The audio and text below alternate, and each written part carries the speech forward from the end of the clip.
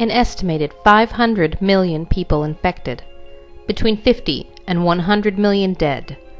A world torn apart by war and by a strange, deadly new disease. It swept across the world, leaving nowhere untouched. It was so deadly, rumors spread through the streets that the Black Death had returned. This was the Spanish flu of 1918, the deadliest pandemic of the 20th century. Epidemics have infected societies throughout history. Usually epidemics come and go, but some truly stand out for their viciousness.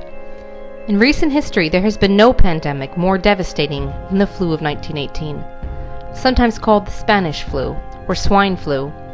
It killed about 675,000 in the United States alone. The outbreak came in the midst of World War I, and the flu would actually kill more troops than combat. The flu of 1918 was so deadly it killed more Americans than World War I, World War II, Vietnam, Korea, and the wars in Iraq and Afghanistan combined. Yet Spanish flu was horrifying for even more reasons. It was very contagious, and it killed extremely quickly, sometimes in as few as 12 hours. It killed people in the prime of their lives, with the most victims being young, healthy people aged 20 to 40. Additionally, it killed some of its victims in bizarre, brutal ways, completely unlike a typical flu virus. Some symptoms actually closely resemble the plagues, which killed millions in the Middle Ages. But scientists have analyzed the pathogen's genome and verified it was not Black Death, which killed millions in 1918. It was just the flu. This video will cover how the flu began and how it spread across the world, the bizarre symptoms that made it so deadly, and how the flu pushed society to the very brink of collapse. If the epidemic continues its mathematical rate of acceleration, civilization could easily disappear from the face of the earth within a few weeks. Victor Vaughan, Surgeon General of the Army, October 1918.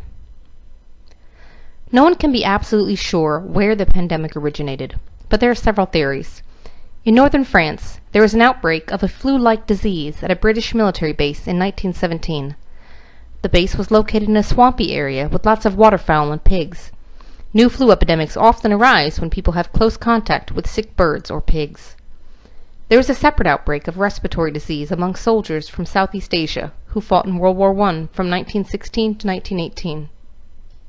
Most flus start in Southeast Asia, and some historians argue the soldier may have brought a new virus to Europe. But historian John Barry makes the case in his fascinating book, The Great Influenza, that the flu may have originated on a farm in rural Kansas by jumping from infected pigs to humans. Indeed, the first officially recognized cases of the Spanish flu emerged at a military base in Kansas. The U.S. had just entered World War I, and training and industry had ramped up at a rapid pace as the war machine fired up. But in rural Haskell County, Kansas, a war of another type was quietly beginning. Haskell County was in the grip of a deadly outbreak of what seemed to be a mysterious new disease. People in the community, farmers mostly, may have caught the new disease when a pathogen from sick pigs jumped species and began infecting humans. The new virus, the swine flu, was shockingly contagious and extremely deadly. A local doctor was terrified by the death toll of the new virus and contacted the U.S. Public Health Service for advice. His concern was noted, but nothing else was done. After all, it was a tiny rural backwater. How could it spread far in such a sparsely populated area? Slowly the virus began to die down as it ran out of new people to infect. Perhaps it would have stopped there had the times been different, but 1918 was the perfect breeding ground for a worldwide pandemic. In early 1918, every military base was teeming with young men training for war. The military hurried to build new barracks, hospitals, training areas, and facilities to support the influx of hundreds of thousands of men. Some of these men were volunteers, and some had been drafted. The strange new disease was just dying down in Haskell County when a few young men left there, headed to Camp Funston, Kansas, for training. Camp Funston, located at modern-day Fort Riley, was already over capacity, with 56,000 young men training for war. There hadn't been time to build enough barracks for all of them. It was the coldest winter on record east of the Rockies, yet many men were sleeping in tents without any heat and only thin blankets. In an effort to keep them all warm, The commander ordered all the men to move into barracks, violating the health and safety rules that dictated how much space each soldier should have. Inside the barracks, men huddled around stoves trying to keep warm. The men from Haskell County must have crowded in close too, even as they began to cough and sneeze. That's all it took. In the overcrowded barracks, the flu spread rapidly. It only took 6 days for the outbreak to begin. The men from Haskell County arrived on February 28th. Less than 1 week later, men began flooding into sick call. Within just a few weeks, the flu swept across the base, sickening thousands and killing between 38 and 50. It was a high death rate for the flu, but it was nothing compared to what was coming next. The virus was about to mutate and become much, much worse. Flu viruses are constantly mutating, and sometimes there will be a really big shift, or a virus that usually affects only animals mutates so it can infect people too. When that happens, it can be very deadly. The flu comes in waves. That's why we have a flu season. Although it may seem like a bad flu is done, the flu can hide for a while, or go infect people in a different part of the world and then return even worse. In the case of the 1918 flu, 3 waves of flu devastated the world. The first wave wasn't too bad, but the second and third waves were extremely dangerous. The outbreak at Camp Funston came just at the end of the flu season in the United States, so the first wave infected a lot of people, but then faded away. The military wasn't worried. They were grappling with a far more deadly outbreak of measles at the time. The flu virus seemed to fade away, but really it just went abroad to take on a world at war. It stalked into camp when the day was damp and chilly and cold, with a hand that was clammy and bony and bold, and its breath was icy and moldy and dank, and it killed so speedy and gloatingly greedy that it took away men from each company rank. The flu, Private Josh Lee, 1919. Nearly all the ships carrying American troops to war arrived at the port in Brest, France. In April of 1918, just as the flu outbreak was dying down at Camp Funston, an epidemic began in Brest, and slowly began spreading throughout northern France. Despite the illness spreading in the city, more and more troops poured in. Healthy men would land, become infected, and then ship out to new duty stations and to the front line, carrying the disease through every small town and hamlet through which the armies traveled. The flu tore across France and followed the front lines into Belgium and the Netherlands. It jumped across the lines of war and began infecting the German army, actually affecting the outcomes of battle since so many troops were too sick to fight. It jumped from the German army to the German people. By May it had reached Italy, where it crossed the Mediterranean and surged into North Africa. It also arrived in England by May, riding back on boats with troops heading home. Infection and death rates began to skyrocket in Spain and Portugal.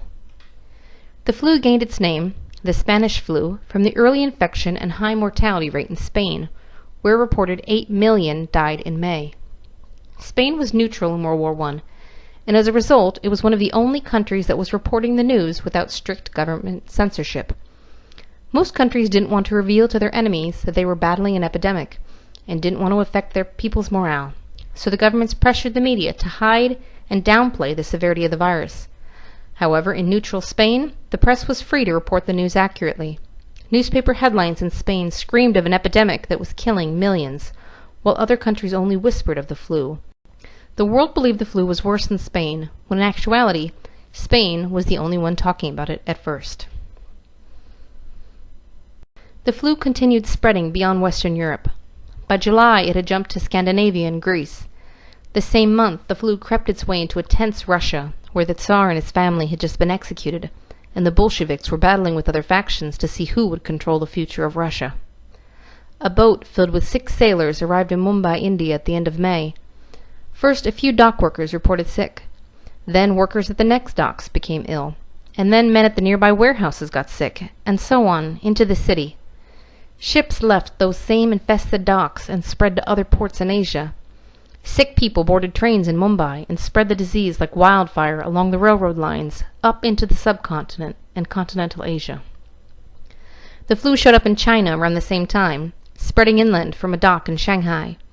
By June it had arrived in Singapore, a world trade hub where the flu infected the dock workers and spread to the local population. From the bustling docks, sailors carried the flu south into Indonesia and north into Malaysia and Thailand, where it continued to spread. By July, it had reached sub-Saharan Africa, with infected sailors who arrived at the ports. It entered West Africa from ships arriving in Freetown, Sierra Leone. It infected Eastern Africa via the port in Mombasa, Kenya. Ships arriving into Cape Town set the virus loose in South Africa. From these ports, influenza ripped its way across the continent, devastating the population. By July, it had also reached Peru and begun spreading across South America. By August, it had returned to North America. By October, it had reached New Zealand and Japan. By November, a lethal outbreak was surging across Colombia, Argentina, Uruguay, and Chile. Despite quarantines on ships entering port, dock restrictions, and a concerted effort at containment, it finally spread into Australia by 1919. In less than a year, the deadly flu had surged around the world. The flu was able to spread so efficiently for many reasons, including the movement of vast companies of troops around the world, and the conditions those troops were living in. World War I was desperately brutal, and trench warfare made for horrific living conditions and for the perfect breeding ground for disease. Men lived out in the open, with no protection from the freezing winter, the pounding rain, or the sweltering sun. Troops at the front lines lived in filthy trenches for months at a time, where they had to eat, sleep, and answer all the calls of nature within close contact with each other. When it rained, the trenches filled up with water that became rank and foul as it had nowhere to drain. Men's feet rotted in their boots, a condition called trench foot. Dead bodies lay decomposing in no man's land between the two armies. When it rained, water would wash excrement, decomposing body parts, and filth down into the trenches where the men lived. Constant bombing churned up the dirt and turned the ground into a sloppy swamp. The mud became so bad that in some places it was like quicksand. Planks were laid down for the men to walk on.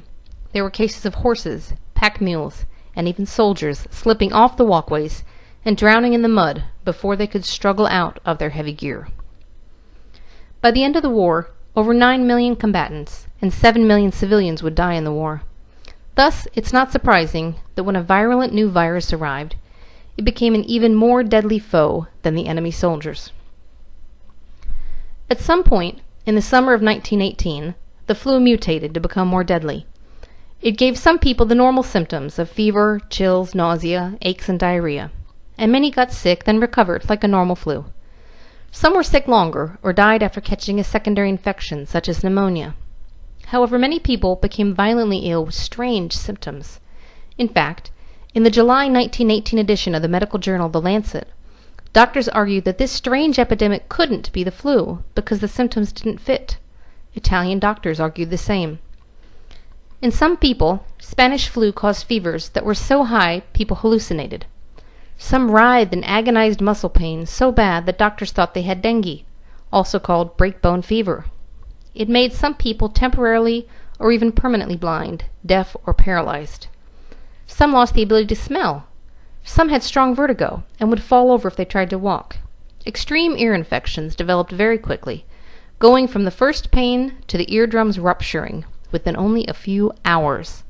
Some had terrible headaches and double vision.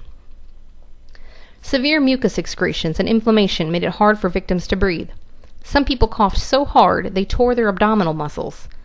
Doctors doing autopsies saw lungs so damaged that they resembled those of people who died from poisonous gas in the war. Some people developed a symptom most physicians had never seen before. Tiny puffs of air would leak out from tears in the lungs and get trapped beneath the skin, puffing up in little pockets all over their bodies. When they moved, the pockets would crackle like a bowl of Rice Krispies, according to one nurse. Some people developed hemorrhagic fever, which, like Ebola, causes its victims to bleed. An Army report described the flu as a rapidly escalating infection and lungs choked with blood, fatal in from 24 to 48 hours. Some people bled from their nose, their ears, and their eyes. Some people with the 1918 flu became so oxygen-starved they began to turn blue, or even looked black, a condition called cyanosis. People reportedly turned so dark that it was difficult to distinguish white people from people of color. For this reason, the flu picked up the nickname the Blue Death, and many wondered if the Black Death had returned. When people began turning blue, doctors knew they wouldn't survive more than a few hours. The flu was also terrifying because it could kill so quickly. Many victims died within a day or two, or even hours of showing their first symptoms.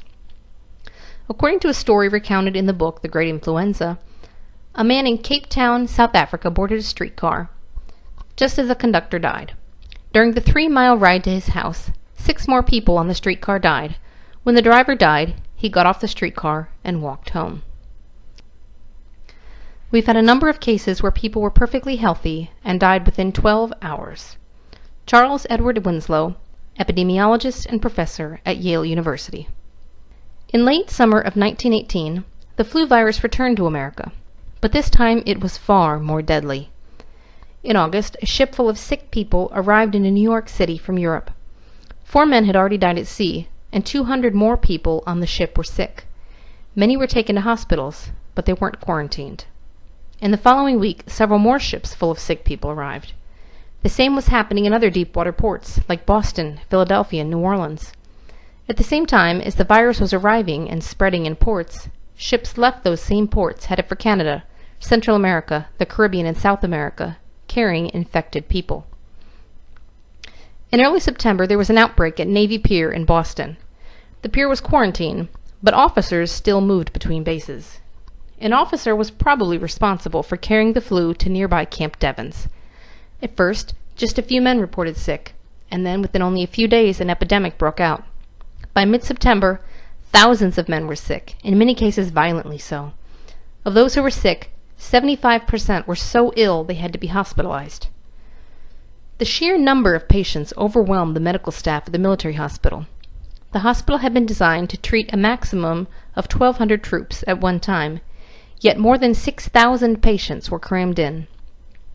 Cots were stuffed into every available space, in hallways and offices, even on outdoor porches.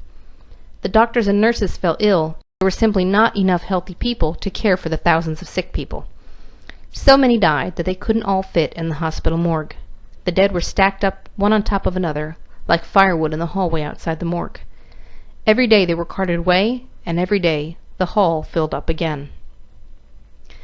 The Army medical officers issued an order that no men should be sent to or shipped out of Camp Devens. However, that's not what happened. A group of officers left Camp Devens, headed to Camp Grant in Illinois. Despite the rules against it, the chief officer there had authorized overcrowding due to a shortage in barracks, once again giving the ideal environment for the disease to spread. Shortly after arriving, the officers from Camp Devens became sick. The men were quarantined, but it was already too late. Within 2 days of the first cases, the flu was widespread throughout the camp. Within 4 days of the first case, men started dying. Within 5 days, doctors and nurses became sick and started dying. By 6 days, there were 4,000 men admitted to the hospital, and they converted 10 barracks into temporary hospitals. By 7 days, they were running out of medicine, disinfectant, and other medical supplies. By 9 days, they converted 9 more barracks to serve as hospitals, bringing the number up to 20. They didn't have enough beds, sheets, or ambulances to carry all the infirm. When they ran out of beds, soldiers were ordered to stuff straw into sacks to use as mattresses for the sick. They still didn't have enough.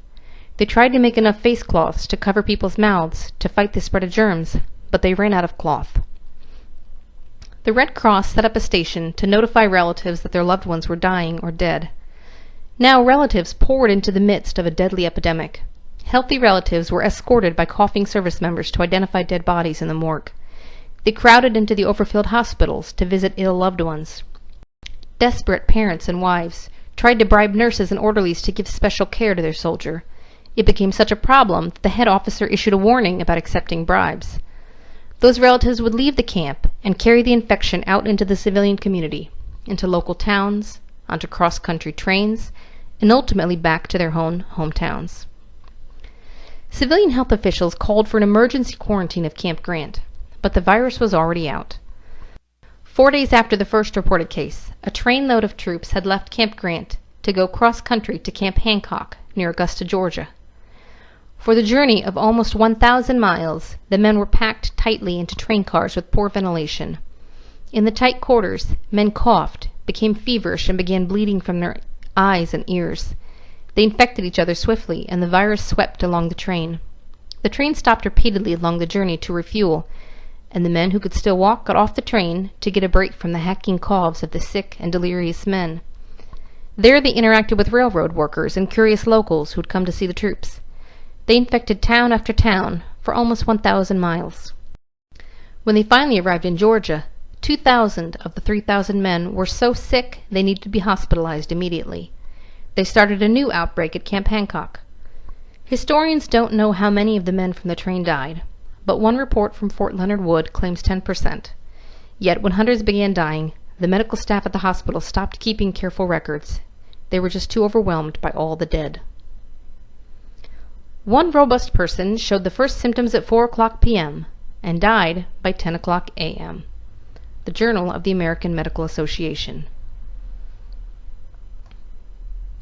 The same thing would happen at bases across America. At Camp Custer in Michigan, 2,800 troops reported sick in a single day.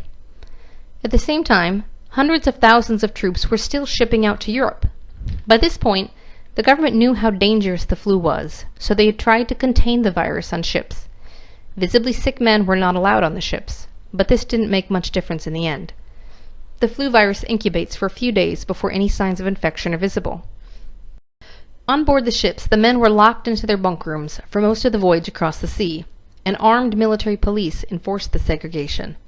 On most ships, about 400 men were locked into each crowded bunk room in cramped quarters with little ventilation. Although the troops were segregated from others in the ship, they still shared the same mess hall where they all ate. They would file through, breathing the same air and touching the same tables and chairs as the group before. On one ship, called the Leviathan, the flu broke out almost immediately, despite the quarantine efforts. Within 2 days, it had overwhelmed the ship's medical services. The doctors and nurses were laid up sick alongside their patients, delirious, coughing, and blood pouring from their bodies. The blood pooled on the floor, and the nurses, who were still well enough to work, walked through the puddles, leaving bloody footprints on the deck. Finally, there were so many sick men that they began laying them on the deck of the ship out in the elements. They even lay there in storms, because the well were too overwhelmed to move them, and the ill were too sick to move themselves. At first, the deaths came spaced apart, and the officers took careful notes in the captain's log of the Leviathan. At first, they wrote the date and time of death, the name and rank of the deceased, their unit and cause of death. But only 1 week after leaving New York, the officers were so overwhelmed they wrote only name and time of death. The captain's log shows 2 deaths at 2 a.m., 1 at 2:02 a.m., 2 at 2:15 a.m. It continued like that around the clock. The healthy must have been terrified, locked onto a ship filled with a deadly plague with nowhere to escape. They began burying men at sea. At first they were solemn ceremonies, but after so many, the funerals became routine. They would read a name, say a brief prayer, and slide the body off the boat, then on to the next. The same was happening in every boat carrying troops across the ocean. Medical advisors begged the military to stop the troop movements, but the war machine needed men. At the same time, it was infecting the civilian population from port to port and along the railway lines. However, the very worst outbreak probably occurred in Philadelphia, and it was made immeasurably worse by mismanagement by leaders who ignored warnings from public health doctors. Had public health measures been implemented, perhaps much of the death and suffering could have been avoided. Philadelphia in 1918 was teeming with people. Hundreds of thousands had swarmed the city because of the new job opportunities working at steel plants, docks, railroad yards, and industries that supplied the war. Without enough housing for the influx, poor people were crowded into squalid, filthy slums that lacked indoor plumbing. Multiple families would cram into one apartment and share an outhouse in an alleyway with hundreds of people. Sometimes people shared not only apartments but beds, even sleeping in shifts. The boarding houses would rent out beds for 6 or 8 hours at a time. When one worker woke up to go to work, another worker would get into the newly vacated bed and sleep, same sheets and all. The streets were notoriously filthy, with rat infestations and gutters filled with trash, animal, and even human feces. With people living in overcrowded conditions, exhausted from hard labor and weak from poor nutrition, dirty water, and bad air quality, it was a perfect breeding ground for an epidemic. I had a little bird. Its name was Enza. I opened the window, and influenza. Children's jump roping song, 1918. A ship full of 6 sailors arrived into the Philadelphia Navy Yard in mid-September.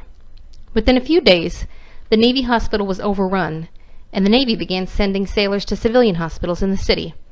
As sailors began dying, the flu spread to civilians. 2 days after the first sailor arrived at the hospital, multiple doctors and nurses felt fine as they started their shifts, yet collapsed and became desperately ill within hours. However, the health board for the city didn't want people to panic. They downplayed the severity of the disease. After the death of several sailors and civilians, the health board confidently declared the disease had reached its zenith and already begun to decline. It hadn't even gotten started. At the same time, the federal government was desperate for money from war bonds to fund the war. People would buy bonds, essentially loaning the government money for a promise of being paid back later with interest. Every city had a quota of bonds they had to sell, and Philadelphia was ready to hold the Liberty Loan Parade to sell war bonds. Public health doctors begged the city to cancel the parade, terrified that it would cause the outbreak to become an epidemic. The city government ignored them. On September 28th, hundreds of thousands of people jammed into the downtown streets to watch the parade. In that huddled crowd, all crushed together, it only took a few coughing, sneezing people to launch the epidemic. Within 76 hours, just 3 days later, the city's 31 hospitals had run out of bed space. They were completely full. Some hospitals tried to cram in more by laying patients on cots in the hallways, in offices, and on balconies. In some cases, the sick were laid on the floor next to a dying patient. Once the patient died, the body was taken away, and the new patient would be lifted into the same bed, still warm from the previous occupant. The city opened several temporary emergency hospitals, but it wasn't enough. Hospitals started refusing to accept any more patients. People lined up outside begging to be let in. Some died standing in line. Even for those who got in, care was non-existent for most people. The hospitals ran out of medicine. The doctors and nurses were overtaxed, and they were dropping from the flu. They were desperate for help. People with no medical training volunteered. Physicians and nurses came out of retirement. Medical schools closed, and first-year medical students were put in charge of an entire floor of a hospital. One medical student reported that during the height of the outbreak, 1/4 of all the patients in the hospital died every day. Nurses were so overtaxed, they began adding toe tags to the living so they could tag several at once. Once a patient turned blue, it was only a matter of hours to death, so they felt confident in tagging them. Sometimes there wasn't any time for any intervention. Some people died within 24 hours of contracting the flu. A nurse at Mount Sinai Hospital started her shift in the morning and suddenly fell ill. She died 12 hours after first feeling sick. The number of dead kept growing. 5 days after the city held the Liberty Loan Parade, city leaders finally acted. The health department banned all public meetings. Churches, schools, and theaters were closed. They left the bars open, but those too were closed the next day. The courts closed and city services shut down. It took only a few days for the city's operations to completely grind to a halt. Within just 10 days, Philadelphia went from a few hundred cases of flu and a couple deaths per day to hundreds of thousands of people sick and hundreds dying every day, all because they ignored public health guidelines. By 3 weeks after the parade, the death toll stood at 4,500. So many died that they couldn't be buried fast enough. Gravediggers were sick or refused to bury flu victims. The bodies started piling up inside morgues and funeral homes. Some undertakers raised their prices 500% to try and cash in. Most ran out of coffins.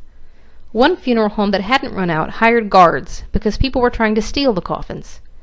People began wrapping their dead in blankets or sewing together flour sacks to use as shrouds. No one came to take the bodies, and there was nowhere to bring them, so the dead stayed in the homes. People wrapped them in blankets and set them in closed-off rooms. The bodies were laid on porches or stacked in back alleys. In the poor, overcrowded tenement houses where multiple families lived in one apartment, there were no porches or spare rooms to put the bodies. They set them in the corners or stacked them in the alleyways next to the shared outhouses and drinking water pumps. Sometimes people were so sick that the person in bed next to them would die, and they couldn't gather the strength to take the body away. The city began to smell, the stench of death hanging heavily in the air. Finally, families began digging their own graves to bury their dead. Everyone was terrified. People avoided each other. There were cases of children whose parents got sick, and the children starved because no one would go near them in case the child was sick. This was particularly a problem, since those who were most likely to die were people aged between 20 to 40, many of them parents. People couldn't get food because no trucks were delivering goods in the city. The streets fell silent. Every business was closed. People hid inside their homes. The streetcars stopped. The police cars stopped. The entire city ceased to function. You were constantly afraid. You were afraid because you saw so much death around you. You were surrounded by death. When each day dawned, you didn't know whether you would be there when the sun set that day. It wiped out entire families from the time that the day began in the morning to bedtime at night. There wasn't any single soul left. William Sardo, Washington, D.C. The Philadelphia city government was by now non-functional. Wealthy Philadelphia families appealed to the federal government for help, but there was no help to send.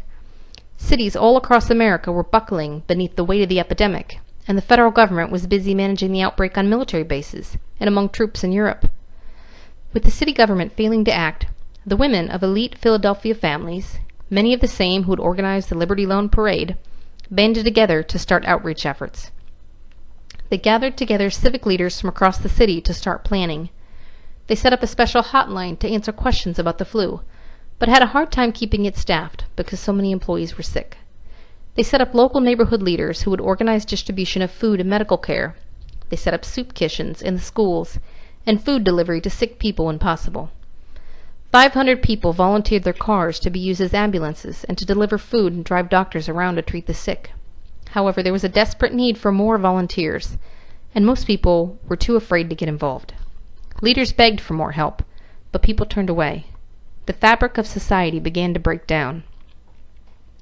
City leaders who hadn't bothered to attend meetings of the outreach effort finally got involved. They seized the city's emergency fund to pay for supplies and pay health workers. They opened additional morgues and sent out policemen to try and clear the piled-up bodies. Like the ancient plagues, people carried their dead out to the streets. There the bodies were loaded onto open trucks or horse-drawn wagons. There were no coffins, so they stacked them one on top of the other. Also, like in the days of the plague, they stopped trying to bury people individually and began digging mass graves where hundreds of bodies were dumped in. The city used construction equipment to dig long trenches and push the bodies in. Someone would stand by the trench, say a prayer, and then the steam shovels would push dirt over the piles of bodies. By late October, the epidemic was finally beginning to loosen its death grip on the city. In its aftermath, it left a death toll of 13,000. It also left thousands of orphaned children, a shortage of food and goods, and a stalled city that had to slowly grind its most basic services back into motion. Finally, it left a changed people, filled with fear, wearied by war and disease, and crushed by grief. The people of Phoenix are facing a crisis. Almost every home in the city has been stricken with the plague. Arizona Republican, November 8, 1918. In other cities and towns across America, the news was the same. In New York City, 33,000 people died before the statisticians stopped counting. Some small towns tried to keep the virus out by quarantining themselves. They shut down all businesses and canceled public gatherings.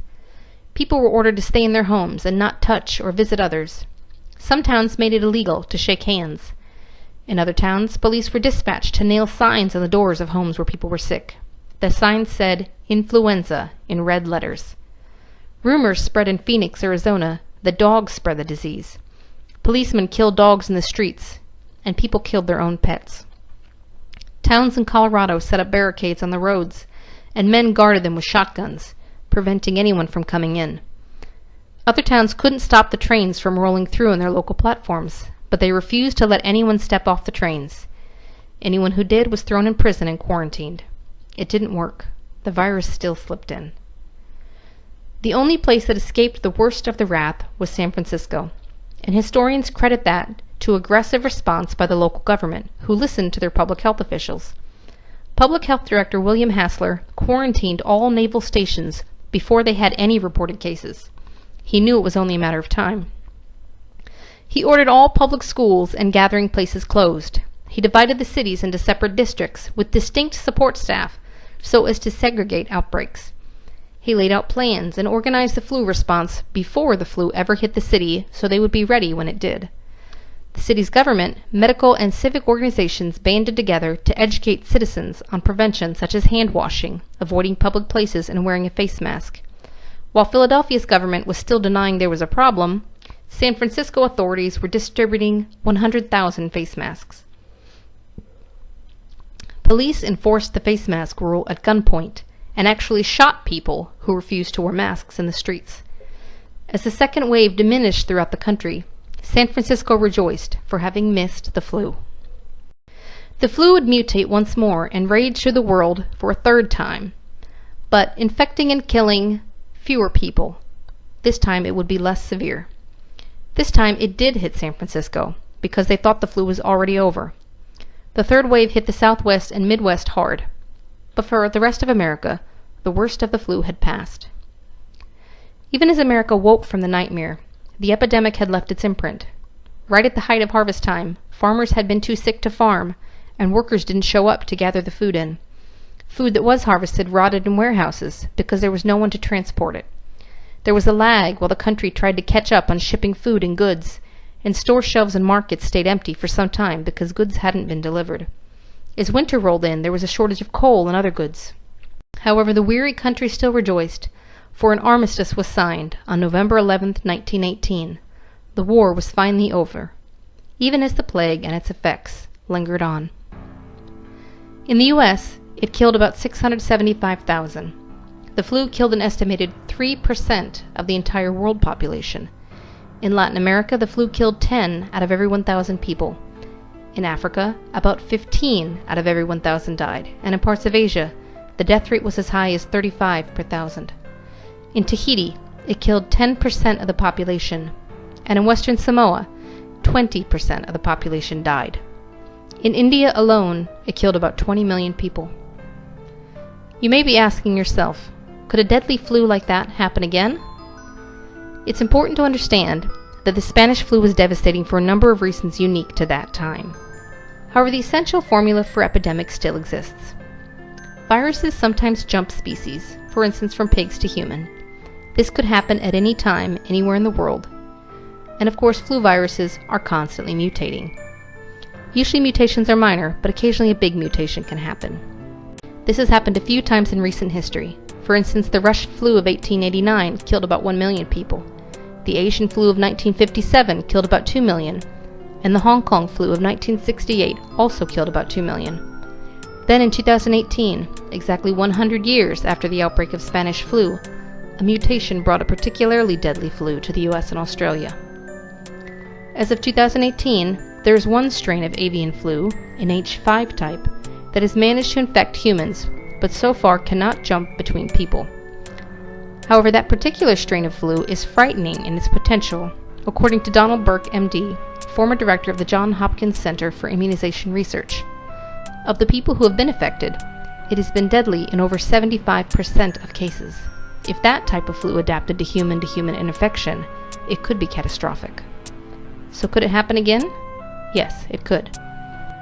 As Burke said, when it comes to the probability of a pandemic flu, I think everyone would say it's not if, it's when. However, there is reason to be hopeful. When a new kind of flu emerged in 2009, a swine flu, just like the Spanish flu, officials did not waste any time acting. Public health officials acted swiftly, putting emergency epidemic plans into operation. We were lucky that the 2009 swine flu, though very contagious, was not a deadly strain, and it showed us that response matters a great deal. In fact, the way we respond to the next big epidemic could mean the difference between life or death. If you enjoyed this video, please click like and subscribe to Education World for more videos.